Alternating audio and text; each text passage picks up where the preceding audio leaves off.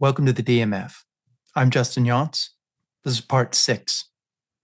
Yeah. And people sometimes, I think, write too much down for their daily too. So they get overwhelmed and then it Yes. stops them. So what I've learned, I learned this actually from life coach Nina Bozic. She Mm.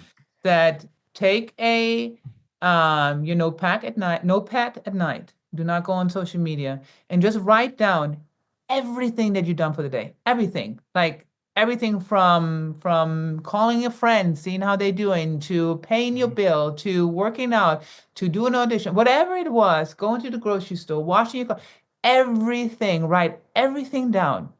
And I'm pretty sure everybody has at least 20 things that they've done for the day. And Yeah. then only write 3 things down for what you need to accomplish for the next day. No more than 3, only 3.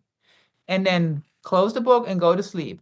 That night, your subconscious mind will already sort out what you're doing in those 3 things for the next day. And you will accomplish them because you already wrote Yeah. them down. First of all, you're not feeling overwhelmed like you haven't done anything for the day. You don't go into the negative state. You're staying in a positive state when you're going to sleep.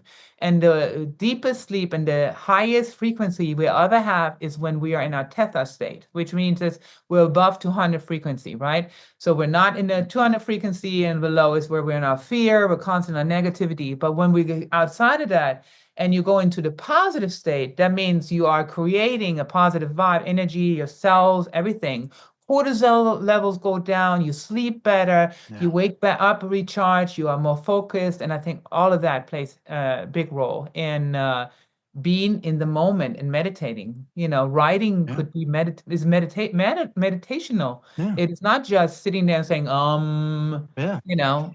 Anything can be meditational. Just walking, there. Any time when you're with yourself can be meditative if you just sit there and allow the present moment to be there. And most people Yes. are like, let me go on my phone and just doom scroll forever. Be like, oh, who's doing this on Instagram? It's like, these things are good, but they need to be used as tools, not things to replace life, which I think is our fear of AI and everything is it's just going to replace things instead of realizing it's a tool to help us get better. Like, because for AI, I'll put my scripts in and you can have it take out all the punctuation.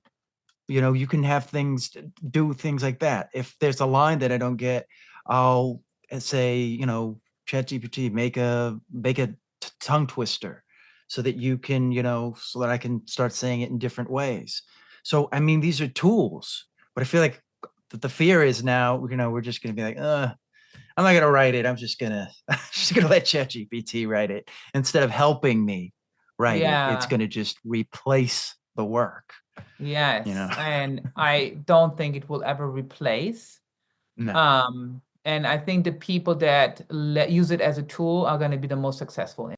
instead of letting it replace, because you can never take the human brain out of it. Yeah. And because there's just our mind and body is so connected, where AI is just things, facts that have learned and have been put in the computer, right? But Yeah. there's so many different scenarios that it cannot give you everything. I mean, even when I have put in like, write me 3 tips on this and this, but I have to give the details about this fitness, exercise, this routine, whatever. Yeah. And it comes back, I still have to proofread it and I say, oh, this is not correct. And this is not correct, because in Yeah. its Same mind, here. that was the scenario, but that is not my scenario because I'm very unique. And that's where the human mind comes in. AI will never ever be able to take your uniqueness away, Yeah.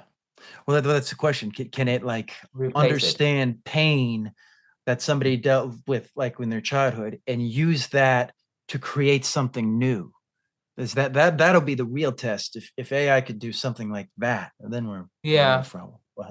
But I don't know. We haven't seen that. I wanted to jump back to Wine Night because I really liked you helped write that with Yeah, I wrote the it, person who co-wrote it, directed. and produced it, and I had somebody direct it Yeah. because I was in it. Yeah, I didn't want to do both. I thought that was such a cool idea, two robbers coming in and they think they're gonna rob it, that you you think they're a stripper. It's like, yeah, no, the friend at the end is just like, no, I'm taking off. Leave him alone. but that was such a cool idea. Where did that idea come from? Just was there The anything? Was idea it came just from because I did some I did trained with some SNL writers to mm, write because I wanted to learn how to write comedy, how to because comedy is all about a game, right? Introducing the game, hyping the game, and then how you end it.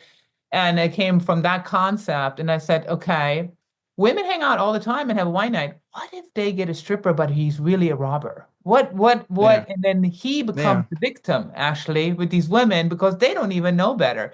And that's really where that was born. And a friend of mine who's in acting class too, and I highly recommend acting classes and get together with people in your family, acting family to yeah, create because we all need material, we're all creative, and there's filmmakers, directors, there's writers, you have everybody in there. It is the best yeah, school and practice you can ever have, and learn and grow from it, and create your own stuff. And that's really where it came from, actor studio. And then um, I always liked how we wrote together, and yeah. I mean, it was like literally within 2 weeks we had the idea and said we wrote it, and then I said, okay, let's get some girls together, and there yeah, it yeah. is. Well, I like it because it shows another side of you that you don't just have to just play these tough roles. You can play these, this different kind of character. And you see the same thing in Pet Peeves. Now that one you did direct. I wrote Talk, and direct the whole thing, yeah. yeah. That Talk was my about first one, and I didn't know what I was doing, but I said, you yeah, know what? I'm not scared of the unknown, so I'm just gonna jump in. And I asked some friends, and I did hire the sound guy. He was a pro sound guy because sound is so important. And yeah. yeah. Did your cinematographer help you with the directing of that? Yes, yeah. He's a Yeah. friend of Yeah. mine and he has worked on major movies. And I said, hey, can you just, even though you're a cinematographer, can you just help me direct on it? Yeah. Yeah. Because, So um, when you are in front of the camera and then they have to see comes through it, it's helpful to have somebody yeah, that, hey, that didn't work, or, let's do it this yeah. way. Well, And it you was can't such a shoot the camera while you're actually acting. exactly. Unless Oh, you look just at want a here. stable, unless you just want like a stabilized shot Yeah. of where nothing moves and it's just like, yeah. Yeah, and the whole idea was that what if there's this high prestige woman and she has all these expectations of her date, but then she is really the one that has no manners Yeah. at all. Yeah. And you got the waiter says, we don't Yeah. do that. Here's a fork. Use that. But I thought that was funny. What was what do you think was the biggest thing you took away from like directing that you took back to acting? Um, Patience with production Mm, and knowing how the process works, not to take things personal. Sometimes even in um when things are edited, it has to flow. yeah. Um, I've been really blessed in my career that I did not get edited out much. But I've Yeah. seen people get edited out completely out of a Yeah. show, and it just didn't work. And some of it was not a good Mm, work ethic, bringing a good work ethic and understanding to the set and being understanding. These people in production and on the set, they work the hardest. They work so hard. They're the ones that are there the whole time. They're not sitting in their trailer like me and getting their food yeah. brought and chilling and learning my They're lines. sometimes they're holding a camera that is huge and Yeah. it's nauseating at times being behind that camera for hours at times. It's a whole nother job. And I don't think people, Yes.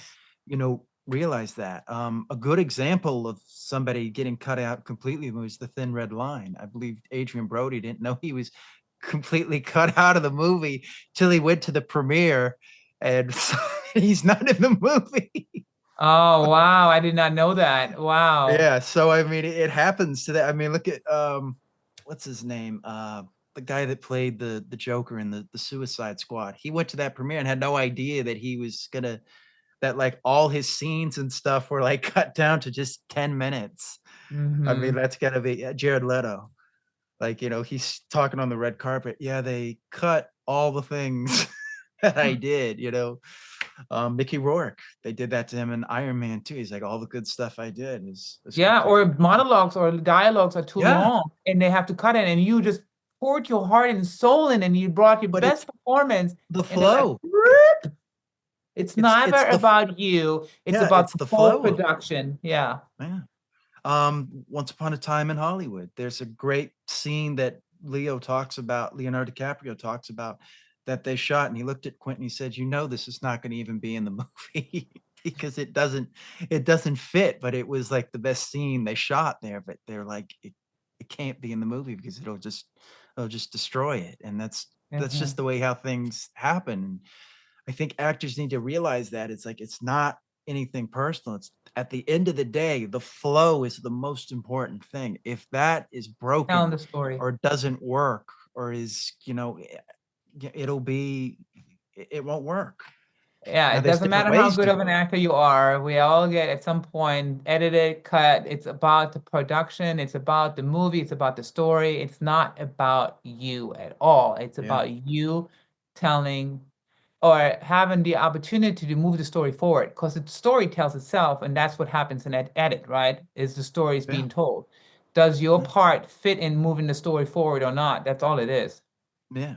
If we just And put that's that what in I there, really learned from, producing myself. And, yeah. my boyfriend is also a director on animal control. And he, I love going there and not being the one in front of the camera, but I sit with the crew and I learn, how do you do your lighting and how do you do that and why do you change Yeah. that? And you learn so much. If you ever have the opportunity to be on set and just watch people creating, you learn. And that's really when you become really, Yeah. really good.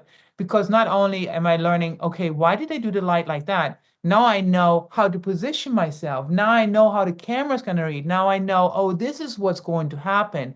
And not just, oh, Yeah. I'm doing my lines, even though once you're on set, I don't see the cameras anymore, right? Because I know Yeah. where am I seeing it. But I need to know once I am on set, I take a look, I see where everything is, I see where the cameras are, I asking, is it a close shot? Is it a wide shot? Because if you have a wide Yeah. shot, you don't need to get really personal in your face because they're not going to read it anyway. It's all about the body Yeah. language. That's why you need to learn your body language. What are you doing? Because we're not Yeah. just standing there. Your human body does something, right? And Yeah.